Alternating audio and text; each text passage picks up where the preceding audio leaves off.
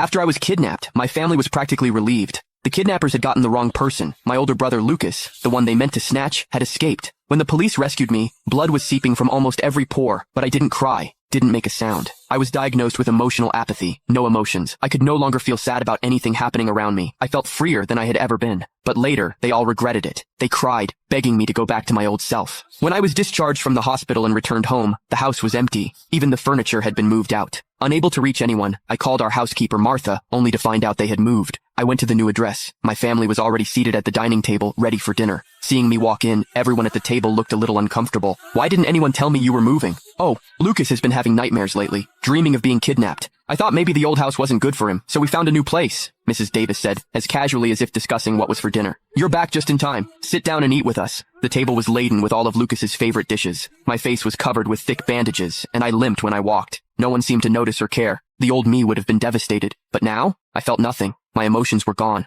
Seeing me calmly sit down, Lucas suddenly leaned over. I've been so scared these past few days, I didn't even dare to go out so I couldn't visit you. Mom and Dad were worried I'd get kidnapped too, so they stayed home with me. You don't blame me, do you? Before I could say a word, Mr. Davis quickly jumped in. Come on, Hyman, it's not that serious. You two are brothers. You should cut each other some slack. I didn't know how to react. I was the one who was kidnapped. Lucas laughed heartily. Heh. I just didn't want him to overthink it. Hyman has always been so independent, much braver than me. I really envy people with courage, he said, picking up a shrimp and placing it in my bowl. I silently put down my fork. I'm allergic to shrimp. No one at the table remembered. No one. My name is Hyman. My older brother's name is Lucas. No doubt about it, we're biological brothers. An old fortune teller once told my parents that I had a difficult fate and shouldn't be raised by them. So they sent me away to live with my distant grandparents in a remote town.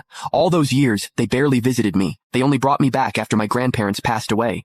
I came home filled with hope, but I quickly realized this house wasn't for me. The day I was kidnapped, Lucas insisted on taking a deserted alley. After a few steps, he claimed he needed to find a restroom and told me to wait right there for him. After that, I lost consciousness. I'll never forget those memories. Damn it. A worthless piece of trash. The kidnappers' fists landed on me, blow after blow, venting their rage. They had mistaken me for Lucas. They had kidnapped the wrong person. My family refused to pay my ransom, so they wouldn't get a single dime. I was starved for 3 days. Tortured for 3 days. My throat was raw. I couldn't even scream anymore. When the police burst in, the kidnappers were about to strip me. Blood blurred my vision, but I still strained to open my eyes, looking behind them. No one from my family had come. I wanted to cry, but no tears would fall. The doctor said I had post-traumatic stress disorder, manifesting as a loss of emotions, medically known as emotional apathy. The hospital room was empty. After the investigating police officers left, no one else came. At the dinner table, they treated me like I was invisible. The three of them chatted and laughed, a picture of a happy family. In the past, I would always try to join their conversations, but today, I did nothing. I'm finished. I casually... You can find the full story in my bio. It's free.